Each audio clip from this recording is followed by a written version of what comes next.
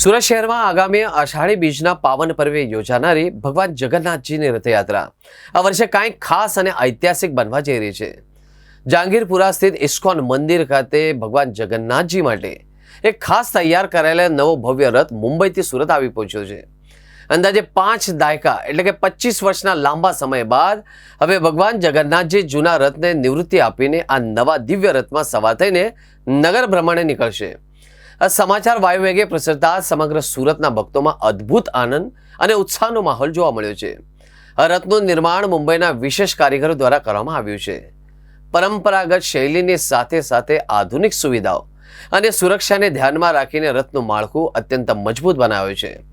રથ પર કરવામાં આવેલું બારીક નકશીકામ અને તેની આકર્ષક ડિઝાઇન જોનારા સૌ કોઈને મંત્રમુગ્ધ કર્યા છે।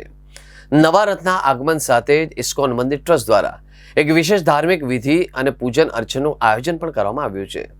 મોટી સંખ્યામાં ઉમટેલા ભક્તોએ હરિધૂન અને જય જગન્નાથના ગગનભેદી જયઘોષ સાથે રથનું સ્વાગત કર્યું। વર્ષોથી ભગવાન જે જૂના રથમાં નગર ભ્રમણ કરતા હતા એ રથને હવે આદરપૂર્વક નિવૃત્ત કરવામાં આવશે। આ નવો રથ વધુ મજબૂત અને દિવ્ય છે। આ વર્ષે સુરતની નગરયાત્રા આ સ્વરૂપ વધુ યાદગાર પણ બનશે।